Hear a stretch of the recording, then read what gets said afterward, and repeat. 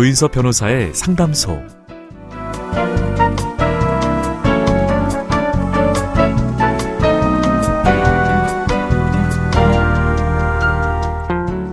어서 오세요. 기다리고 있었습니다.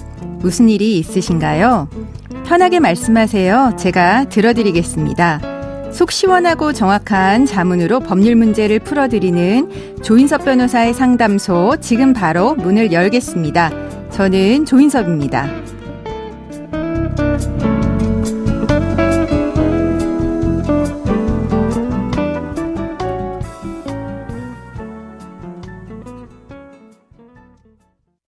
고민이 있을 땐 언제든 문을 두드려주세요. 당신을 위한 로하우스 조담소 최영비 변호사와 함께합니다. 안녕하세요.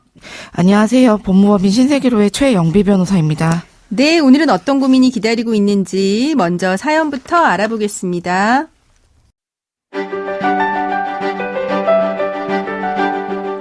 지난 20년 동안 저희 부부는 큰 문제 없이 지내왔습니다. 남편은 착실하게 회사에 다녔고 저는 전업주부로 지내면서 남편을 내조하고 아이들을 키웠죠.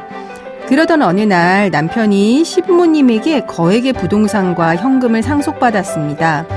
평소 재테크에 관심이 있었던 저는 상속받은 현금으로 부동산과 주식에 투자해서 재산을 불려나갔죠. 어느 정도 여유가 생기니까 아이들을 해외로 유학 보내고 싶었습니다. 그런데 남편은 한국에서 공부해도 충분하다면서 반대하더군요. 그걸로 모자라서 뜬금없이 저를 의심하기 시작했습니다. 제가 본인 모르게 돈을 빼돌린 건 아닌지 묻더라고요. 심지어 시댁 식구들까지도 저의 행적이 수상하다면서 사람을 붙여 미행했습니다. 이 사실을 알게 되자 참을 수 없이 화가 났고 저는 아이들을 데리고 유학을 떠났습니다. 그런데 남편이 저를 미성년자 약취 유인죄로 형사 고발을 하면서 동시에 이혼 청구 및 재산분할 청구를 했습니다. 남편은 상속받은 거액의 부동산은 본인의 특유 재산으로 재산분할 대상에 포함될 수 없다고 주장하는데 그게 정말일까요? 그리고 아이 엄마인 제가 아이들을 데리고 유학을 간 건데 그게 처벌을 받을 만한 일인가요?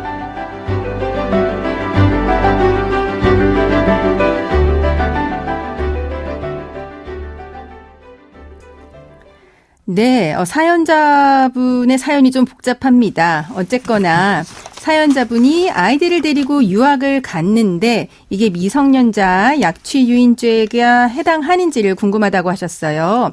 우선 미성년자 약취유인죄는 무엇인가요?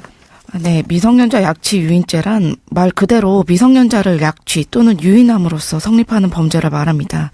가장 쉬운 예로 어린 아이를 유괴하거나 납치하는 것이 그 죄에 해당합니다. 네, 그러니까 쉽게 말하자면 우리가 보통 유괴죄라고 하는 거가 이제 법적으로 미성년자 약취 유인죄에 해당하는 거죠.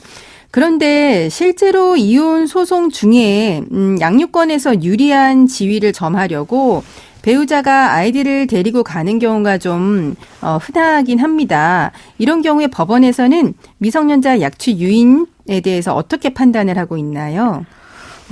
네, 부모라고 하더라도 미성년자 약취 유인죄의 주체가 될 수 있기 때문에 주의해야 되는데요. 네.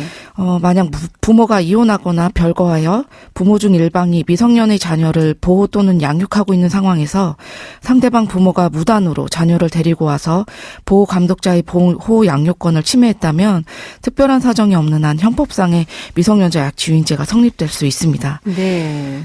다만 그 미성년자 약취 유인죄가 성립되기 위해서는 미성년 자녀를 약취 혹은 유인해야 되는데 이혼과 관련돼서 주로 문제되는 것은 약취가 있었느냐입니다. 네. 이에 대해서 우리 대법원 판례는 미성년 자녀를 부모가 함께 동거하면서 보호 양육하여 오던 중 부모 일방이 상대방 부모의 동의 없이 그 자녀를 데리고 나와 다른 곳에서 자녀에 대한 보호 양육을 계속한 경우 상대방 부모나 그 자녀에게 폭행, 협박이나 불법적인 사실상의 힘을 행사하지 않고 자녀를 데리고 종전의 거소를 나와 다른 곳에서 자녀에 대한 보호 양육을 계속한 경우라면 특별한 사정이 없는 한 설령 이에 관하여 법원의 결정이나 상대방 부모의 동의를 얻지 아니하였다고 하더라도 이를 약취라고 볼 수 없다고 판시한 바 있는데요. 네. 또 반면 친권자라 하더라도 조부모가 양육해오던 자녀를 그 자녀의 의사에 반하여 자신의 집에 옮긴 경우에는 미성년자 약취 유인죄가 성립된다고 한 적이 있습니다.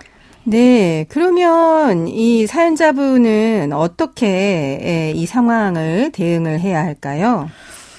예, 사연자 분에게 그 형법상의 미성년자 약취 유인죄가 성립할 수 있는지는 사연자분이 이제 자녀를 데리고 유학을 나오실 때 뭐 폭행, 협박이나 뭐 불법적인 사실상 힘을 행사하였는지 혹은 자녀의 의사에 반하였는지 여부를 구체적으로 살펴보아야 됩니다. 네.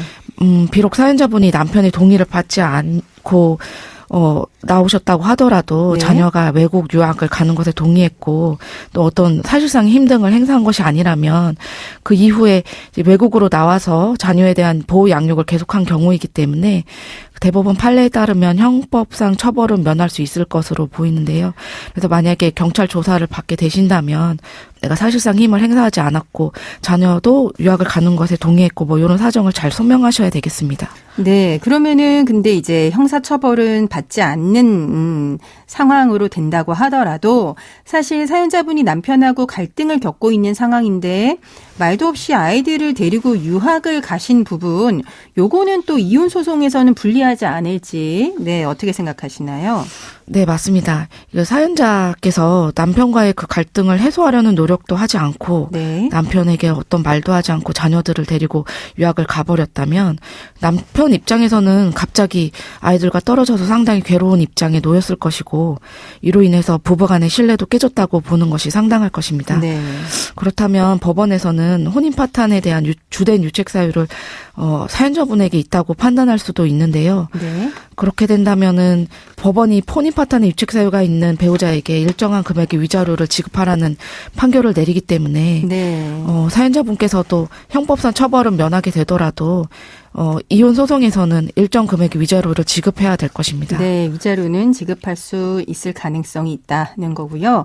또 사연자분이 궁금하다고 한 게 하나 더 있습니다.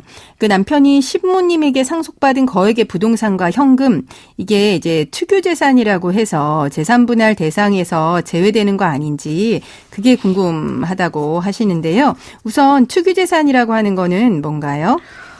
네. 특유재산이라고 하는 것은 부부 일방이 혼인 전부터 가지고 있던 본인 명의의 고유 재산 혹은 혼인 중에 자기 명의로 취득한 재산을 말하는데요. 네. 네, 이런 특유재산이라고 하더라도 다른 일방이 특유재산의 형성 및 유지에 기여하였다면 부부 공동재산으로 봐서 이혼소송에서 재산 분할의 대상에는 포함될 수가 있습니다. 네. 그러니까 쉽게 말하면 부부 일방의 명의로 되어 있는 재산일지라도 네. 재산의 보유 기간이 상당하거나 정상적인 혼인 관계가 유지된 채로 상당한 기간이 경과하였거나 재산의 형성뿐 아니라 유지에 부부 공동의 유무형의 노력이 투입되는 경우가 대부분이라 네. 실무적으로는 일단 특유 재산이라도 재산 분할의 대상으로 삼고 다만 그 재산이 특유 재산이라는 사정은 기여도에서 반영하는 것이 일반적으로 보입니다. 네, 네. 그러면은 이분 같은 경우 혼인 기간이 좀 되셨으니까 특유재산이라고 하더라도 분할 대상이 될 가능성이 높겠네요. 그러면 지금까지 상담 내용을 정리를 해보면 사연자분은 남편과 갈등을 겪던 중 말도 없이 아이들을 데리고 유학을 가서 미성년자 약취 유인죄로 고소를 당하셨는데요. 자녀도 외국 유학에 동의를 했고 남편에게 불법적인 힘을 행사한 것은 아니기 때문에 형사상 처벌은 면할 수 있을 걸로 보여진다라고 이야기는 해주셨습니다. 그리고 남편이 시부모님에게 상속받은 재산은 남편 명의로 된 특유재산이라고 할지라도 혼인기간이 상당 기간 유지가 돼 왔으면 재산분할 대상에 이제 포함이 될 수 있고 다만 이제 특유재산이라고 하는 부분은 기여도에서 반영이 될 거라고 이야기를 해주셨습니다. 네, 조인섭 변호사의 상담소 청취자 여러분들의 사연을 기다리고 있습니다. 최영비 변호사 사연 보내는 방법 알려주세요. 네, 인터넷 포털 사이트 검색창에 YTN 라디오 조인섭의 상담소를 입력하시고 홈페이지에 들어오셔서 상담 게시판에 글을 남겨주시면 됩니다. 연락받으실 전화번호도 함께 적어주시길 바랍니다. 네, 감사합니다. 지금까지 최영비 변호사와 함께했습니다. 네, 감사합니다.